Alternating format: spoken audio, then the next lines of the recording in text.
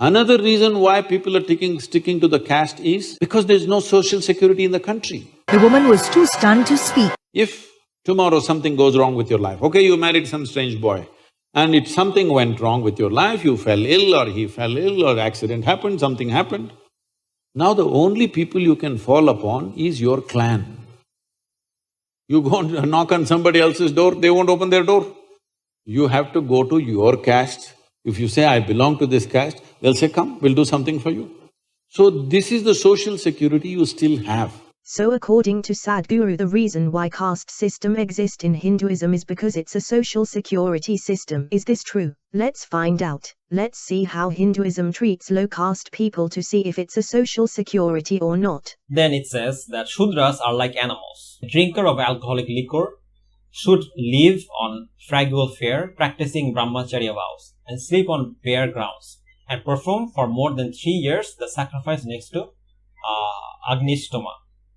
He should then make a present of 1,000 kine with one bull unto a good brahmana. Doing all this, he would regain his purity. Having slain a Vaishya, one should perform such a sacrifice for 2 years. So basically it's saying that if you kill like a Vaishya, which is like a lower caste person, you have to perform some sacrifice for 2 years. By the way, great, great justice there. And make a present of 100 kine with one bull. Now, having slain a Shudra, one should perform such sacrifice for 1 year and make a present of 100 kine with one bull. So if you kill like a Shudra, then you have to like make penance for like a year, and then you're free. Oh my god. Then it says, having slain a dog or bear or a camel, one should perform the same penance that is laid down for the slaughter of Shudra. So basically the same punishment that you have for killing like dogs is the same as if you kill another human being or Shudras, right? So the punishment for killing a Shudra is the same as the punishment for killing a dog, right? Punishment for killing a dog. So Shudras are considered the same as animals. However, and here's where it becomes interesting. If a Shudra kills a Brahman, then he should be beaten to death with a club. It says, a Shudra who kills a Brahmana is to be beaten to death with a club. You read about this in Prashchitta Nananda Purana, I-30-78. By the way, did you guys notice that? If you're a Brahman and you kill a Shudra, then you have to do like a 1 year penance, right? 1 year sacrifice. You have to sacrifice some cows and stuff like that. So if you kill a Shudra, you have to like sacrifice a few cows or like give some money to the temple or whatever, right? But if you're a Shudra and you kill a Brahman, then you have to be beaten to death by a club, right? Again, like this is racist. This is discriminatory. Like I don't know what to say. Like how do you like justify this? This is awful. Here, one human being is committing the same crime, but because they're born into different caste, they're treated differently. This is racist. Like, I don't know what else to say. So this is the social security you still have. The social security you… By the way, what kind of social security allows one member of society to kill another member, then let him go after a year? However, when another member of society do the same, he is beaten to death. However, that's not all. If a lower caste is touched by upper caste, the lower caste must be killed. So if you're a low caste person, and if you even touch a higher caste person, then you have to be killed. It says in Vishnu Smriti 5:104-105, if one who, being a member of Khandala or some other low caste, must not be touched, intentionally defiles by his touch one who, as a member of a twice-born caste, may be touched by other twice-born persons only, he shall be put to death. If a woman in her courses touches a person, she shall be lashed with a whip. So it's saying that if you're like a low caste person and you touch some kind of upper caste person, then you have to be killed. So you cannot even touch them. No prisoner in the world is killed simply because they touched another person. Touching another person is not a crime. It says, a once born man, a Shudra, who insults a twice born man with gross incentive shall have his tongue cut out. So, if you're like this poor Shudra and you have this Brahman who basically has the right to take your money away from you, and you get angry and you say that, you're a horrible person, then he can literally cut off your tongue. He can literally cut off your tongue for saying the right thing. He has that right under Hinduism. He can do that. For he is of low origin. If he mentions the name of caste, gati, or the twice born with continuity, and an iron nail 10 fingers long shall be thrust red hot into his mouth. This is saying that if you insult any of the higher caste people, you will be tortured. A hot iron or an iron nail 10 fingers long will be thrust red hot into your mouth. If he arrogantly teaches Brahmans their duty, the king shall cause hot oil to be poured into his mouth and into his ears. You can read about this in Manusmriti 8:270 to 72.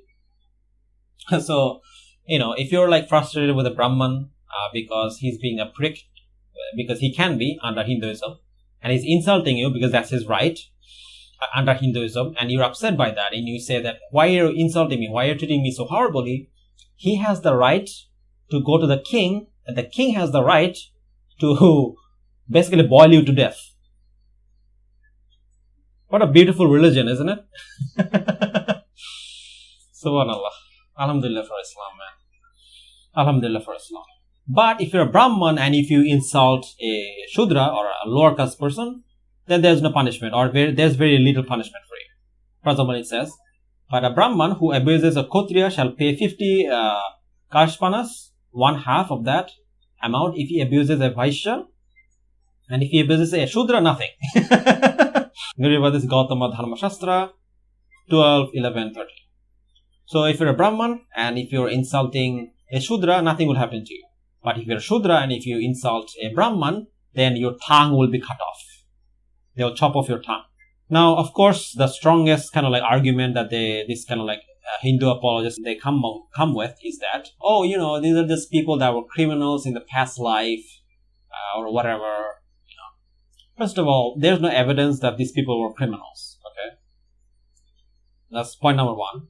Point number two, even if, let's say for the sake of argument, that's true, that these people were criminals, it still doesn't justify that you have the right to basically kill them if they try to advise you, basically not allow them to even look at you, to touch you, and then if they say like something rude to you, that you have to cut off their tongue. Like, none of this is justified. Like, even if I say, grant you for the sake of argument that these people are criminals in their past life, none of that is justified. Okay? If they commit some crime, you have to punish them according to the crime. You cannot punish them for their whole life. That doesn't make any sense. You cannot treat like these people are dirty. Also, what happens if these people like wants to change? They have no option of doing that because they have been condemned for their whole life. You're always rude to them. Like, the thing is that if they're criminals, then how are they supposed to be better people? If you're just always treating them horribly, that doesn't make any sense. That if they earn money, you take it away from them. That you literally treat them like animals and act as if like, they're disgusting, and if you touch them, like, you have to take a shower. And that if like they kill someone, you kill them, and yet if you kill someone, then you're not punished. If they touch you, then you have the right to kill them. That you can torture them if they insult you, but you can insult them as you like. That you cannot eat their food, and if you do eat their food, you have to wash yourself. No, none of that is justified, even if they were criminals. But anyway, so that's point number one. And then you have another point that they bring up, which is that, Hinduism only talks about, it's basically a meritocracy. This is the second type of argument that Hindu apologists make, which is that, they're just talking about, this is something you can change. You can change into a Brahman. You can change into Kshatriya or Shudra or whatever, right? But anyway, so Adi Shankaracharya actually refutes this idea. Adi Shankaracharya, in case you guys don't know, is an 8th century Hindu scholar and philosopher, and he refutes the notion that Shudras or untouchables can read Vedas. They cannot. And if they cannot read Vedas, then they cannot become Brahmans. Because in order to become a Brahman, you have to go through the ceremony. So he says the following. Now this is what Adi Shankaracharya says. By the way, Adi Shankaracharya is basically the equivalent of Thomas Aquinas in Hinduism or something like that. So this is not some random guy saying this. This is like their top star. Right? To this, we reply that the Sutras have no such claim on account of their not studying the Veda. A person who studied the Veda and understood its sense is indeed qualified for Vedic matters. But a Shudra does not study the Veda, for such study demands as its antecedent the Upanayan ceremony, and that ceremony belongs to the three higher castes only. The mere circumstance of being in a condition of desire does not furnish a reason for qualification. If capability is absent, mere temporal capability again does not constitute a reason for qualification.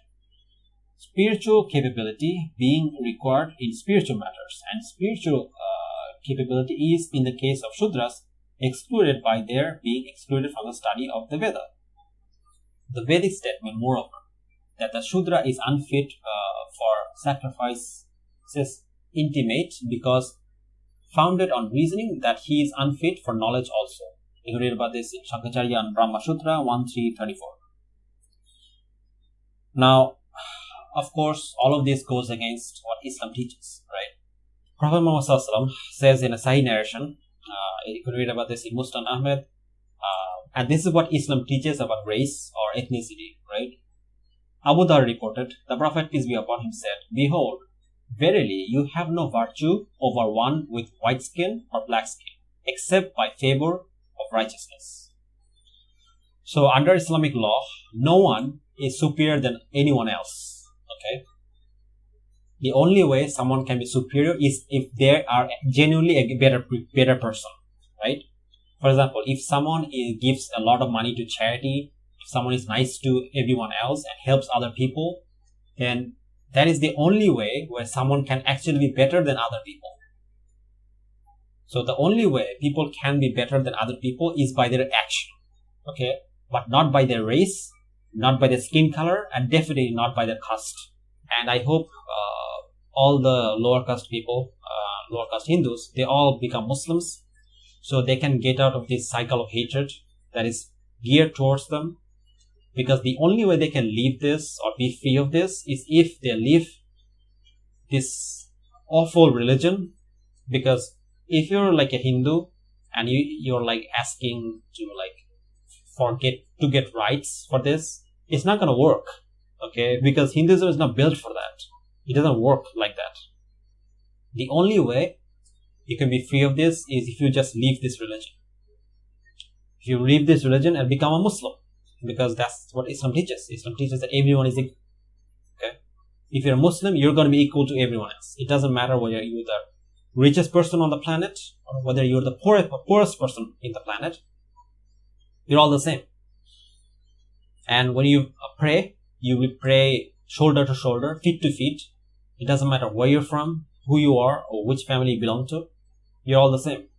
In the eye of Allah subhanahu wa ta'ala, you're all the same. We're all brothers. You'll be my brothers. It doesn't matter whether you're from Nigeria, whether you're a Irish person, right, or you're a Chinese person. It doesn't matter. You're my brother. And that's what Islam teaches. So if you're a lower caste people and you're interested in Islam, then I will invite you to become a Muslim. Because Hinduism, as long as you remain a Hindu, I don't think you will ever be able to get out of this awful system of the caste or the Varna. But anyway, with this message, I want to end this video. Again, thank you guys for watching. Inshallah, I'll split this video into a few different parts. But again, thank you guys for watching. Inshallah, see you guys next time. Jazakallah khair. Assalamu alaikum.